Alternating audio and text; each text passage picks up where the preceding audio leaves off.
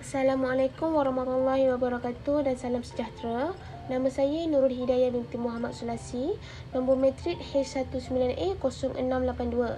Jadi sebelum saya meneruskan pembentangan pada kali ini, saya terlebih dahulu akan memperkenalkan ahli kumpulan saya, iaitu Muhammad Faid bin Razali, Muhammad Sufizan bin Abdul Ghani, Nurul Farhana binti Nur Zalan, Siti Nur Aisyah binti Yahya dan juga Nur Syafiqah binti Abdul Rahman.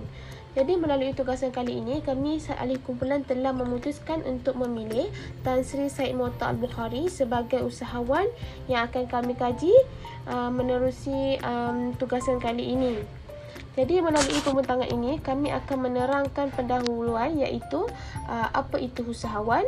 Yang kedua, kami akan menerangkan latar belakang usahawan ini iaitu Tan Sri Said Mokhtar Al-Bukhari. Yang ketiga, kami akan menerangkan latar belakang syarikat beliau. Yang keempat, kami akan menerangkan siapa usahawan ini sebelum beliau memulakan perniagaan. Yang kelima, kami akan menerangkan siapakah usahawan ini pada masa beliau memulakan perniagaan. Dan akhir sekali ialah kesimpulan. Jadi, untuk pendahuluan, apa itu usahawan? Usahawan merupakan individu yang berkecimpung dalam dunia keusahawanan atau pengusaha yang melakukan sesuatu perniagaan, tidak kira perniagaan kecil maupun perniagaan yang besar. Jadi seperti yang kita sedia maklum, usahawan bukanlah dilahirkan tetapi ianya dibentuk oleh diri sendiri kerana beliau untuk menjadi usahawan. Bukannya beliau dilahirkan terus menjadi usahawan, bukan. Beliau sendiri yang mempunyai keinginan untuk berkecimpung dalam industri perniagaan dan beliau memulakan perniagaan mereka. Oleh itu, untuk menjadi seorang usahawan yang berjaya, mereka perlulah berani dalam mengambil risiko. Ini kerana seperti yang kita tahu, seorang usahawan sebelum mereka betul-betul berjaya dalam industri yang mereka ceburi, mereka pasti akan menerima pelbagai cabaran dan risiko. Kalau dari sudut positifnya, memberi motivasi pada diri mereka untuk lebih berani dan untuk lebih berani melangkah ke hadapan bagi meneruskan mereka punya perniagaan. Yang kedua, mereka perlu mempunyai pemikiran yang kreatif dan juga inovatif. Ini kerana seorang usahawan mereka perlu mengeluarkan produk-produk yang berkualiti tinggi. Jadi mereka melalui pemikiran kreatif dan inovatif ini, ia mampu mewujudkan daya saing yang tinggi antara usahawan-usahawan yang lain.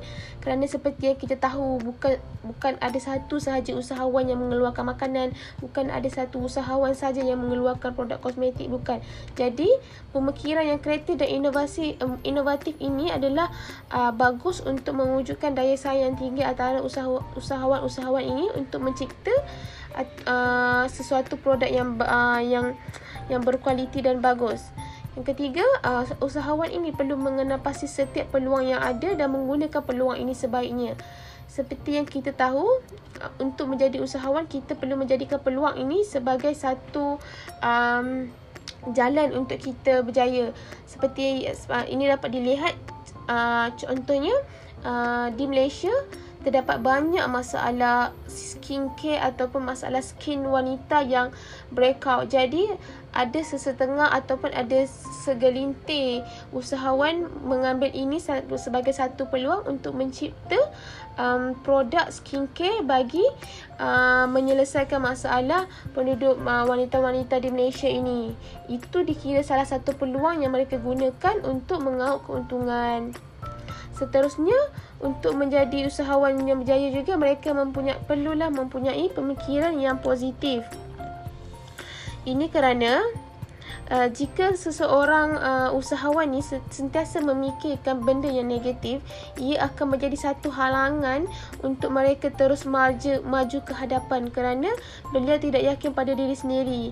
Jadi seperti kata motivator Azizan Osman, beliau berkata, sangkaan kalau buruk, emosi dan tindakan pun akan ikut buruk sama. Jadi sangkalah yang baik-baik sahaja.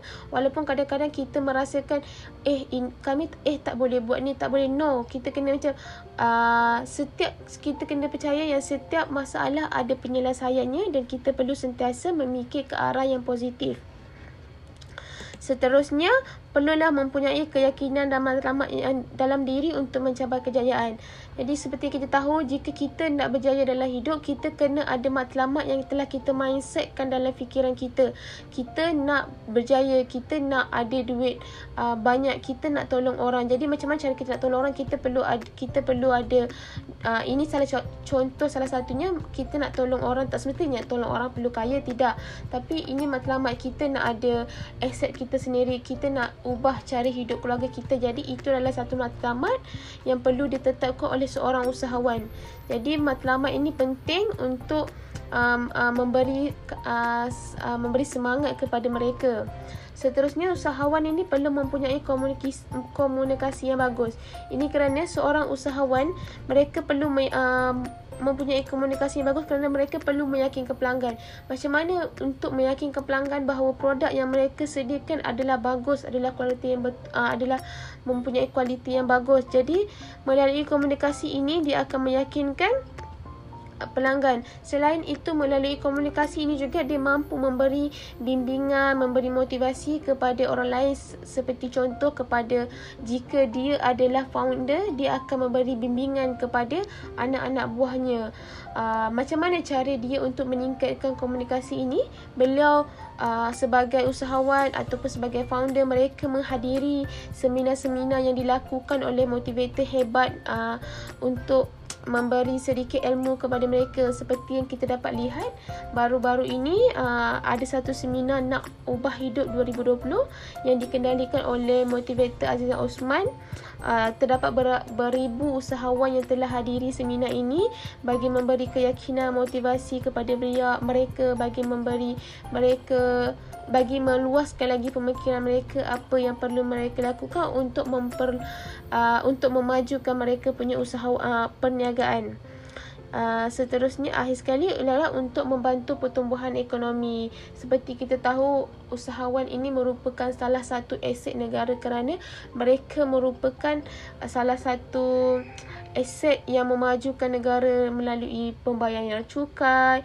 Seperti kita dapat lihat melalui situasi Malaysia sekarang, iaitu COVID-19, banyak sektor perniagaan yang terpaksa ditutup. Jadi benda ini mendatangkan juga kerugian kepada rakyat, kepada negara dan juga kepada rakyat. Okey, bismillahirrahmanirrahim. Assalamualaikum warahmatullahi wabarakatuh. Kepada Dr. Aziz, nama saya Muhammad Faid bin Razali. Saya akan membentangkan tentang bahagian latar belakang usahawan yang kami pilih. Nama sebenar beliau ialah Tan Sri Syed Mokhtar Al-Bukhari. Tan Sri Syed, beliau bukanlah mempunyai taraf pendidikan yang tinggi. Malahan beliau taraf pendidikan beliau hanya setakat SPM sahaja. Beliau juga beliau bermula berkecimpung dalam dunia perniagaan pada umur 19 tahun dengan membeli dan menjual lembu serta kerbau. Kekayaan beliau mencecah RM1.425 juta. Beliau adalah seorang jutawan Malaysia dan beliau adalah orang ketujuh yang terkaya di Malaysia. Pada peringkat Asia Tenggara pula, yang saya boleh cakap, beliau adalah orang yang ke-32 terkaya di Asia Tenggara. Okey, kita pergi kepada latar belakang yang lebih terperinci. Okey, Tan Sri Syed Mokhtar ni dia dilahirkan di Al-Wusta, Kedah pada tahun 1951. Keluarganya berasal daripada Hadramaut, Yaman. Tan Sri Syed Mokhtar ni mempunyai 7 orang adik-beradik, dan Tan Sri Syed Mokhtar ni ialah anak ketiga daripada 7 beradik. Tan Sri Syed Mokhtar ni dia hidup dalam keadaan yang serba kekurangan, seperti yang doktor selalu ceritakan mengenai Jack Ma. Tapi Jack Ma tu dia sebagai guru kan dulu, tapi dia berhenti menjadi guru dan menjadi usahawan. Tetapi perbezaan antara Jack Ma dan Tan Sri Syed Mokhtar ni ialah latar belakang mereka yang mereka Tan Sri Said Mokhtar ni orang yang betul-betul boleh dikatakan dalam keluarga yang susah, dan dia tak ada kerjaya. Dia memulakan kerjaya dengan menjual dan membeli lembu serta kerbau. Okey. Pada umur 9 tahun, Tan Sri Said Mokhtar ni dia dihantar oleh keluarganya untuk tinggal bersama-sama dengan bapa saudaranya di Johor Bahru. Nama bapa saudara dia ialah Said Omar. Beliau berada di situ daripada darjah 4 hinggalah ke tingkatan 2. Tan Sri Said Mokhtar kemudian dia kembali ke kampung halamannya di Alor. Lepas tu dia menyambung persekolahan dekat Alor tu daripada tingkatan 5, daripada tingkatan 3 hingga tingkatan 5 di sekolah Saint Michael. Tan Sri Said Mokhtar ni bukanlah orang yang berpendidikan tinggi. Beliau tidak pernah belajar kat universiti macam orang-orang lain. Namun dia tak mematahkan semangat Tan Sri Said Mokhtar untuk berada jauh lebih baik ataupun memastikan kehidupan beliau dan ahli keluarga beliau pada waktu dulu dalam keadaan baik dan berjaya. Okey. Apa yang saya nak bagi tahu ialah Tan Sri Said Mokhtar ni dia sangat berusaha keras. Daripada beliau hanya mengusaha ataupun menjual lembu serta kerbau, dia boleh membuat ataupun mencipta satu jenama beras yang berkualiti. Tan Sri Said Mokhtar ni dia ingin membuktikan kepada para pemuda dan para usahawan di Malaysia maupun di Asia Tenggara yang taraf pendidikan bukan hanya kunci untuk seseorang usahawan itu berjaya. Malahan untuk seseorang usahawan itu berjaya, hendaklah perlu ada istiqamah dan keyakinan serta sifat ataupun sifat-sifat pemikiran usahawan perlu ada dalam diri mereka. Perlu, dalam kata lain ialah macam perlu berusaha keras lah, sebab untuk menjadi usahawan ni bukanlah senang, sebab mempunyai banyak persaingan dalam platform usahawan ni, lagi-lagi dalam mengeksport ataupun mencipta beras dan pelbagai. Bukan sahaja beliau membuka kilang beras, tapi banyak lagi beliau cipta ataupun membuat produk-produk yang lain. Sebagai contoh yang saya boleh cakap ialah kita tak nampak tuah kita kan. Seperti peribahasa ada cakap, tuah ayam nampak di kaki, tuah manusia siapa yang tahu kan.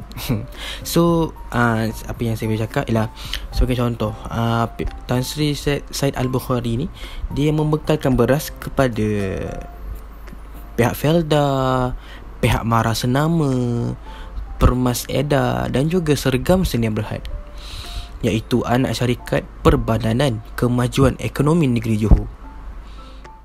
Okey, sekian daripada saya. Itu sahaja doktor. Harap doktor dapat kenal Tan Sri Said Mokhtar ini dengan lebih mendalam. Assalamualaikum kepada Aziz. Saya Nur Syafiqah binti Abdul Rahman, nombor kad matrik H19A0374. Saya akan membentangkan serba sedikit tentang latar belakang syarikat yang telah diusahakan oleh Tan Sri Said Mokhtar Al-Bukhari. Said Mokhtar Al-Bukhari telah menubuhkan syarikat pertamanya yang telah diberi nama Syarikat Shah. Syarikat Shah ini ditubuhkan pada tahun 1957. Beliau memohon lesen perdagangan beras daripada Lembaga Padi Negara yang kini dikenali sebagai Bertas. Beliau berjaya mendapatkan lesen tersebut sebagai pengeluar dan pengedar beras. Beliau juga berjaya mendapatkan kontrak sebagai pembekal beras kepada Felda, Mara Senama, Pernas Edar dan juga Ekonomi Negeri Johor. Selepas Tan Sri Said Mokhtar Al-Bukhari berjaya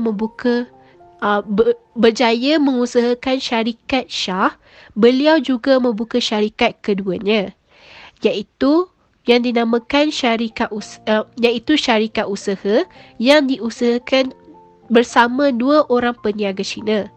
Peniaga Cina yang pertama ialah Chuang Chong Tan, iaitu sebagai pedagang beras, manakala Giat Gi pula sebagai pengilang beras.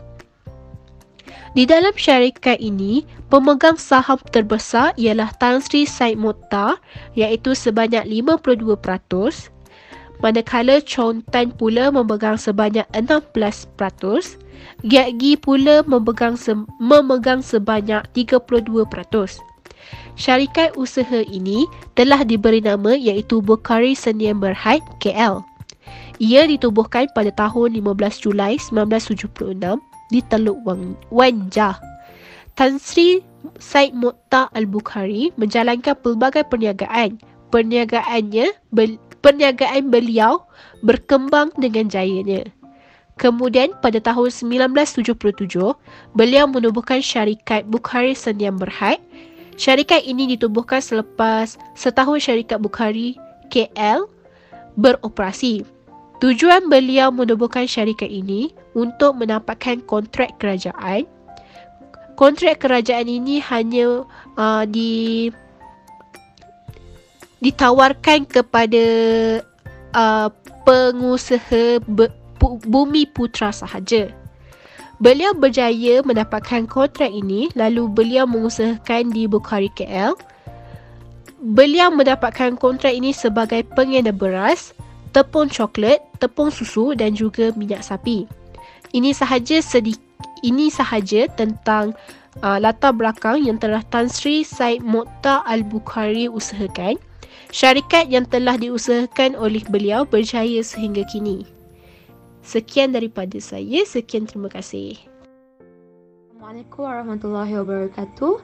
Nama saya Nurul Fahana binti Nurzila, memegang kad matrik H19A0669. Okey, saya akan membentangkan pengalaman bekerja Tan Sri Syed Mokhtar Al-Bukhari. Okey, beliau membantu ibunya menanam sayur-sayuran dan menjual nasi lemak di pasar Jalan Teluk Wanjah bagi menampung pendapatan keluarga mereka. Okey, selain itu beliau juga membantu bapanya menternak lembu dan kerbau, tetapi berhadapan dengan masalah wabak kaki dan mulut yang merebak ke seluruh Thailand, Kedah dan Perlis. Okey, selain itu beliau juga membeli daging lembu yang tidak terjual di pasar dan menjual semula kepada peniaga Bumi Putra dan restoran-restoran sekitar Al-Usta. Okey, daging lembu yang beliau menjual semula itu, beliau memilih daging yang berkualiti dan menjual kepada peniaga-peniaga di sekitar Al-Usta. Okey, yang kedua adalah role model. Okey, beliau menjadikan ibu bapanya sebagai role model dalam mengembangkan perniagaannya.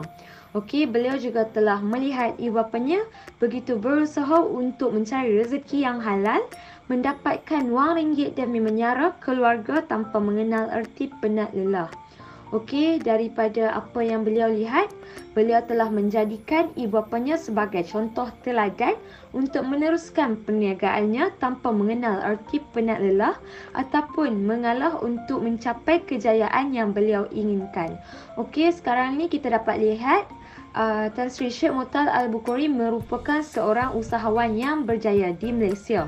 Okey, daripada beliau yang begitu susah payah, yang dalam keadaan sangat miskin dulu, sekarang beliau telah berjaya kerana beliau mengambil iktibar dari apa yang pernah berlaku daripada ibu bapanya dan berusaha sebaik mungkin untuk berjaya. Di samping itu, terdapat juga aktiviti keusahawanan yang Tan Sri Syed Mokhtar Al-Bukhari jalankan. Okey, aktiviti keusahawanan terdiri daripada 5 jenis. Yang pertama adalah menubuhkan syarikat, yang kedua perniagaan terus berkembang, yang ketiga perniagaan pakaian, yang keempat penglibatan dalam projek penswastaan dan yang terakhir adalah penubuhan Yayasan Al-Bukhari. Kita lihat yang pertama iaitu menubuhkan syarikat. Pada tahun 1974, beliau telah membeli Rumah kedainya yang pertama di Jalan Teluk Wanjah di bawah perjanjian sewa beli dengan UDA ataupun Perbadanan Kemajuan Bandar. Pada tahun 1975 pula, beliau telah menubuhkan syarikat Shah dan memohon lesen perdagangan beras daripada Lembaga Padi Malaysia ataupun Bernas. Seterusnya, beliau pula telah mendapatkan permit bagi 4 buah lori kelas A dan membeli 2 buah lori Mercedes 911 LS. Seterusnya, beliau telah berjaya mendapatkan kontrak bagi membekalkan beras kepada pihak Filda, Mara, Senama, Perdas Edar dan juga Sergam Sendirian Berhad. Dan yang terakhir sekali adalah beliau menubuhkan syarikat usaha sama dengan 2 orang perniaga Cina iaitu NG Giak Gi dan Chua Chong Tan. Yang kedua adalah perniagaan terus berkembang. Okey, dalam perniagaan terus berkembang ni terdapat 3 fasa. Yang pertama adalah perniagaan gula, yang kedua susu, yang ketiga sistem butter. Okey, kita lihat yang pertama iaitu perniagaan gula. Okey, perniagaan ini masih dijalankan sehingga ke hari ini melalui Bukhari Sendirian Berhad. Syarikat ini ditubuhkan khas bagi mendapatkan kontrak kerajaan yang pada masa itu banyak ditawarkan kepada usahawan Bumiputra. Okey, seterusnya adalah perniagaan susu. Okey, Tan Sri Syed Mokhtar Al-Bukhari telah menubuhkan Susu Mas Sendirian Berhad pada tahun 1979. Syarikat ini juga adalah syarikat usaha sama dengan New Zealand Milk Product. Okey, beliau telah memasarkan produk ini di bawah jenama Fernleaf dan juga Anchor. Okey, yang ketiga adalah perniagaan sistem butter. Tan Sri Syed Mokhtar Al-Bukhari telah menyertai delegasi perdagangan ke Expo Perdagangan Canton, China. Okey, beliau juga telah menjalankan sistem butter iaitu menukarkan koko yang terdapat di Malaysia dengan teh yang terdapat di China. Yang ketiga adalah perniagaan pakaian. Selepas mengembangkan perniagaannya bermula daripada bidang komuniti ke pengangkutan, pembukusan dan butter, beliau kemudiannya melangkah pula kepada sektor pembuatan. Ini ekoran kejayaannya mendapat kontrak membuat pakaian seragam tentera bagi pihak Kementerian Pertahanan.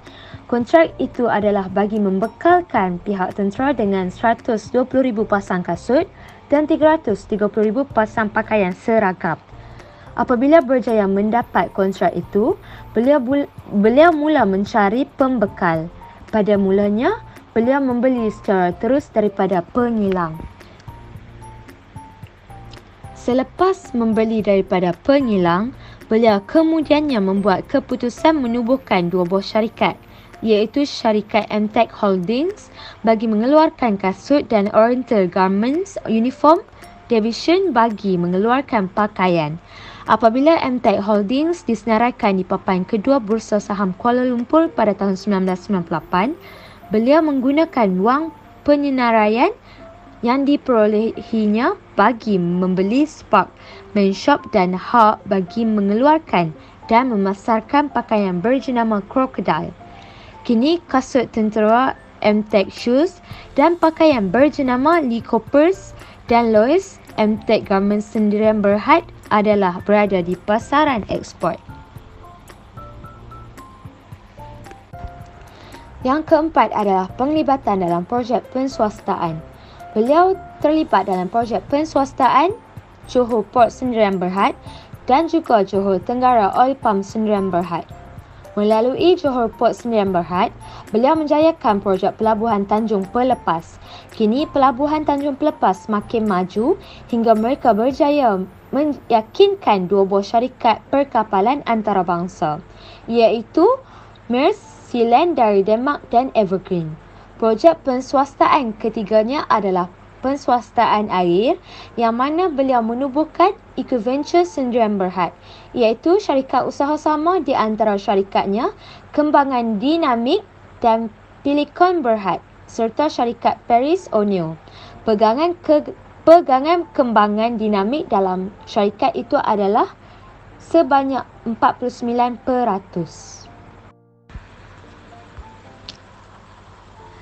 Aktiviti keusahawanan yang terakhir adalah penubuhan Yayasan Al-Bukhari. Yayasan Al-Bukhari ditubuhkan pada Mac 1996 sebagai badan kebajikan yang berperanan untuk membantu golongan miskin, menyokong perkembangan seni dan budaya Islam dan juga menggalakkan persefahaman antara peradaban. Antara objektif utama Yayasan Al-Bukhari adalah menggalakkan persaudaraan sesama Islam. Yayasan ini terdiri daripada dua buah bahagian. Bahagian pertama adalah menjalankan kerja-kerja kebajikan, manakala bahagian yang kedua menguruskan penyaluran dana daripada setiap syarikat yang mana Tan Sri Sheikh Mokhtar ada kepentingan di dalamnya. Sehingga kini, Yayasan Al-Bukhari membelanjakan lebih RM300 juta bagi aktiviti keagamaan, kebudayaan dan juga pendidikan. Selain itu juga, Yayasan Al-Bukhari hanya membiayai pelajar miskin. Antara inisiatif yang dilakukan adalah membiayai pelajar Muslim miskin dari serata ASEAN supaya dapat belajar di Malaysia.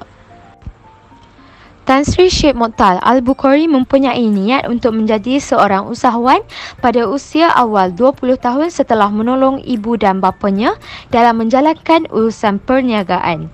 Beliau telah melihat ibu bapanya menghadapi pelbagai ujian dan rintangan untuk menjayakan perniagaan dengan menjual nasi lemak, sayur-sayuran dan juga daging lembu pada ketika itu tanpa pernah mengenal erti putus asa.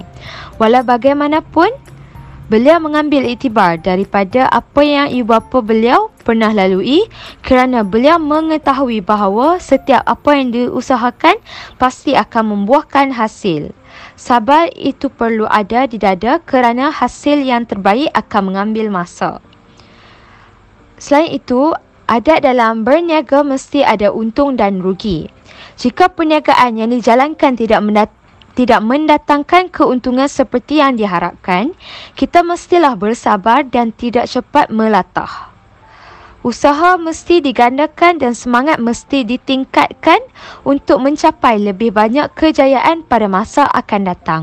Dalam menjalankan urusan perniagaan, beliau mempunyai niat yang betul untuk mencari keredaan Allah Subhanahu Wa Taala.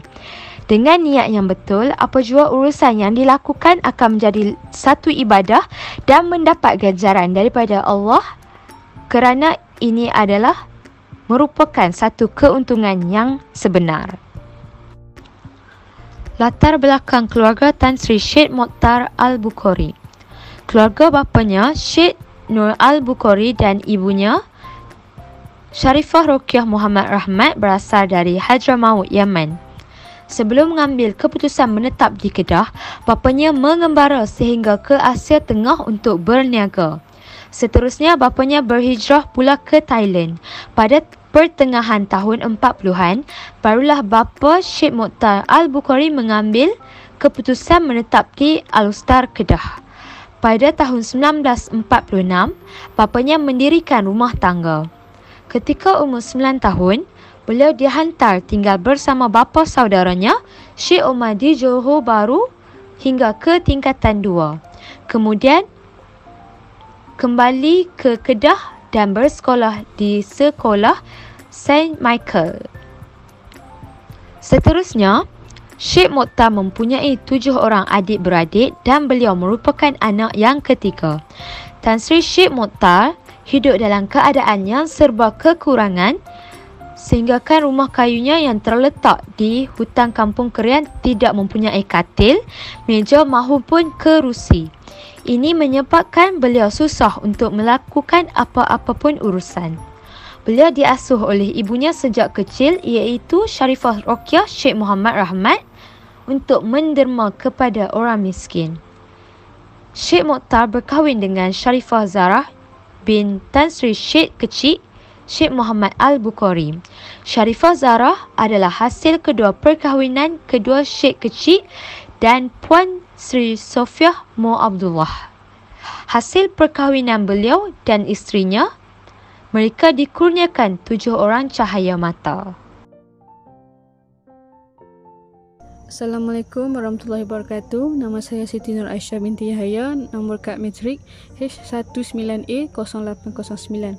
Okey, saya akan sambung di slide yang seterusnya, iaitu siapa Syekh Muhtar Al-Bukhari pada masa beliau memulakan perniagaannya. Okey, dekat sini ada 8 poin yang menceritakan bagaimana terhebat. Bukan sahaja pada zaman dulu-dulu, tapi sampai sekarang ni pun usahawan antarabangsa ni menjadi pesaing terhebat kita. Okey.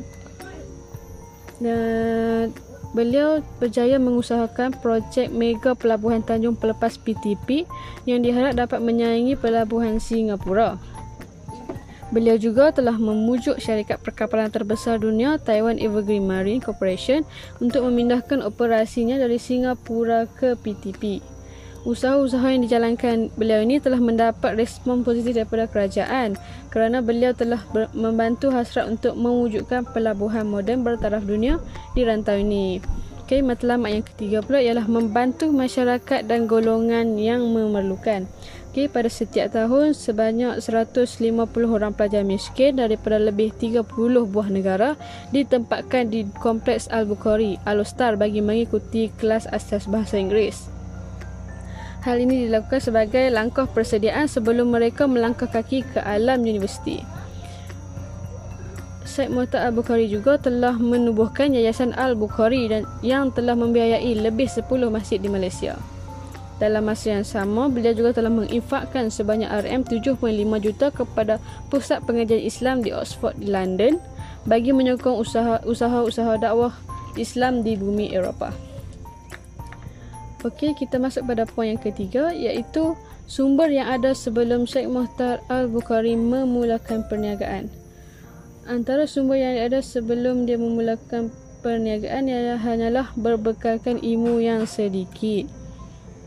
Beliau memulakan pengajian ketika berumur 9 tahun. Ini bermakna beliau tidak mendapat pendedahan sejak kecil kerana mula belajar pada umur 9 tahun yang darjah 3. Kemudiannya beliau bersekolah di Johor Bahru bersama bapa saudaranya dari darjah 4 sehinggalah ke tingkatan 2. Selepas itu dia pulang ke Al-Ostar bagi menyambung pengajiannya sehingga tingkatan 5. Di sini kita dapat lihat ialah pengajian yang tertingginya adalah tingkatan 5 dan tidak pernah memasuki universiti. Sumber seterusnya ialah hanya membantu keluarga dengan perniagaan yang kecil. Syekh Muhtar hanyalah membantu ibunya menanam dan menjual sayur serta menjual roti canai. Ketika pulang daripada sekolah pula, dia membantu bapanya dalam bidang peternakan. Seperti yang kita tahu tadi, yang perniagaan ni tidak berjalan lancar disebabkan oleh wabak mulut dan kaki. Kemudian dia mengambil inisiatif dengan menjual daging, iaitu dia pergi dari pekan ke pekan di sekitar Al-Ostar dengan membeli daging yang tidak terjual, kemudian bungkuskan kembali daging itu dengan ais dan jual kembali kepada peniaga-peniaga di restoran. Sumber yang seterusnya ialah mara. Tan Sri Syekh Muhtar berjaya mendapat permit bagi 4 buah lori kelas A pada tahun 1972. Beliau juga berjaya mendapat bantuan pinjaman sebanyak RM110,000 daripada pihak MARA yang digunakannya untuk membeli 2 buah lori Mercedes. Okay, sumber yang ketiga ialah bernas. Tan Sri Syekh Muhtar memohon lesen perdagangan beras daripada Lembaga Padi Negara yang kini dikenali sebagai Bernas. Beliau telah berjaya mendapat kontrak bagi membekalkan beras ke pihak Felda, Mara Senama, Pernas Eda dan juga Sergam Sendiran Berhad. Yang mereka ini juga merupakan anak kepada Syarikat Perbadanan Kemajuan Ekonomi Negeri Johor. Okey, poin yang keempat ialah rangkaian yang terdapat sebelum Tan Sri Syekh Muhtar memulakan perniagaan.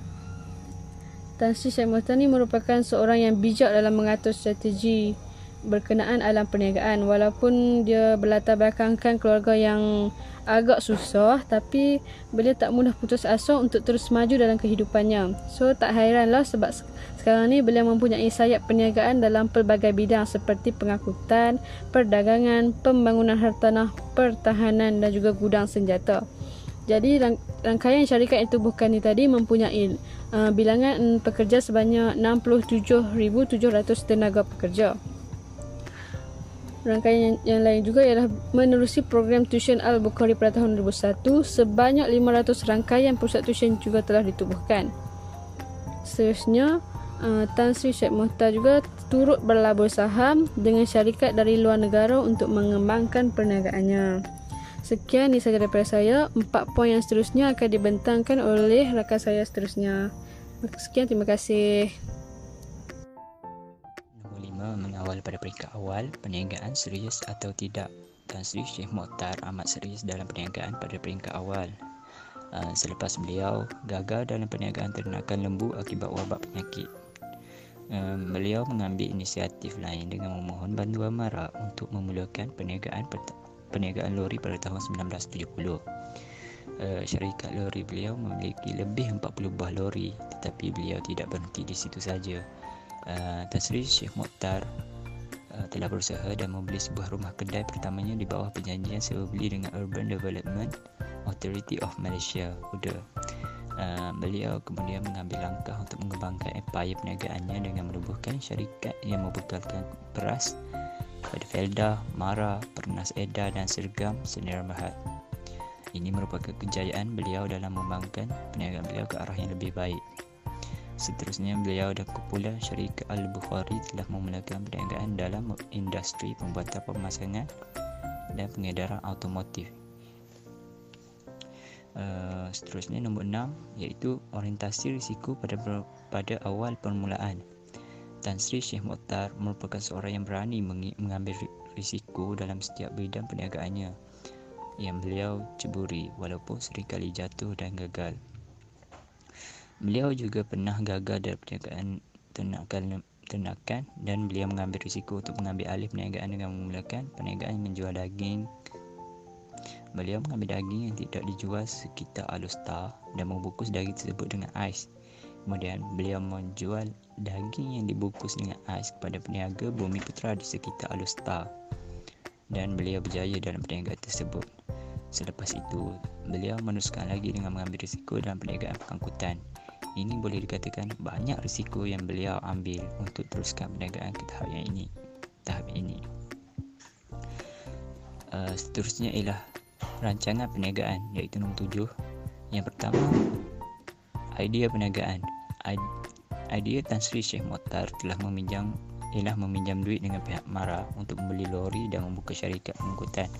Beliau telah melantik kerani Cina bagi menguruskan syarikatnya. Lori-lori yang dibelinya digunakan untuk sebagai pengangkutan beras, dan Tan Sri Sheikh Mohtar juga membuat perniagaan servis dan produk.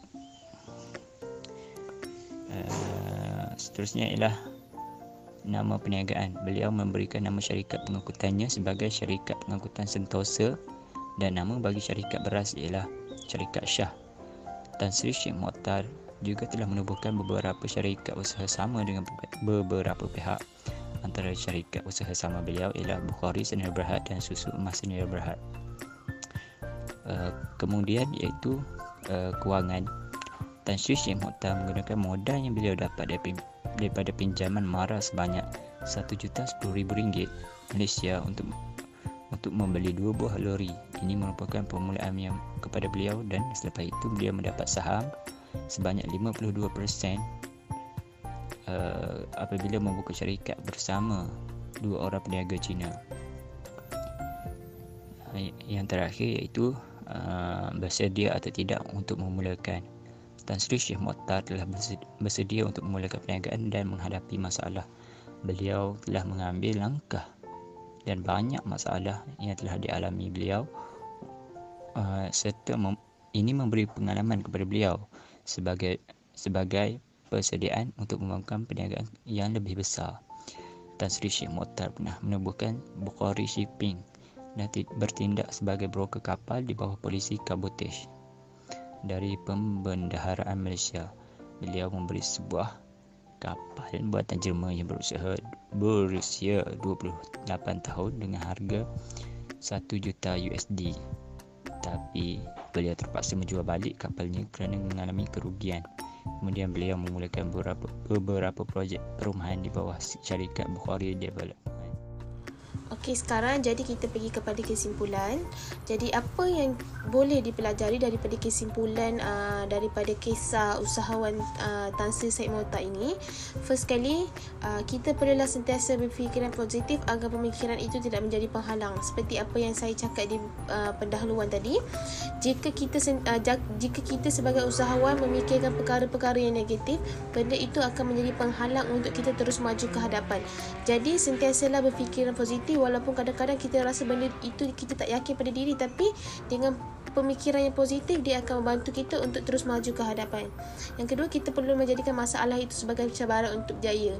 Kerana apa? Kerana setiap orang berjaya tidak pernah tidak mempunyai masalah. Jadi masalah itu menjadi cabaran untuk mereka terus melangkah ke hadapan.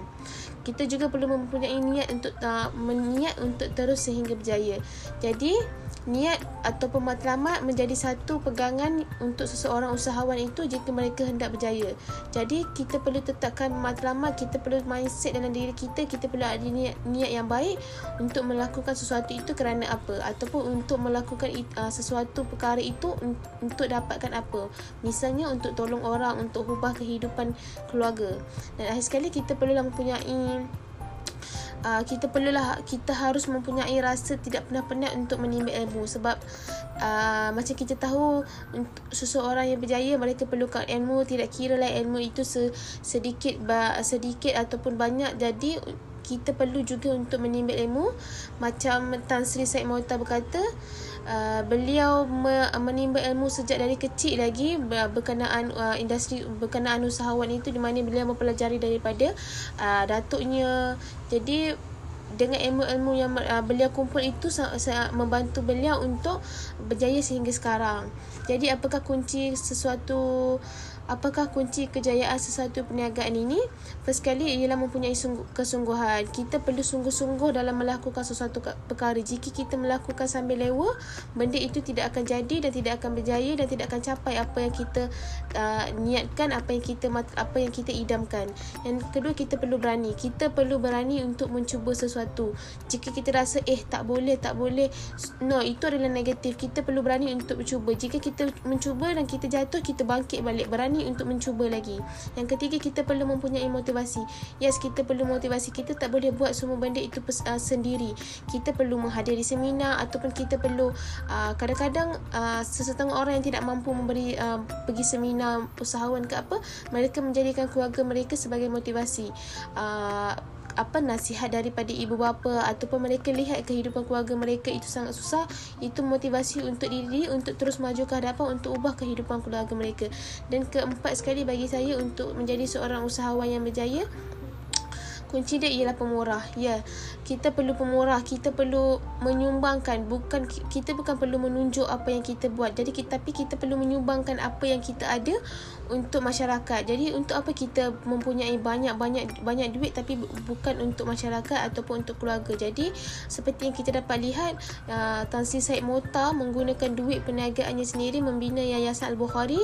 Dengan yayasan itu sendiri, mereka membantu masyarakat, memberi pendidikan, memberi sumbangan, membantu dalam bidang kesihatan. Jadi itu boleh dikirakan sebagai dia punya aktiviti kemasyarakatan, pemurah, selalu membantu orang.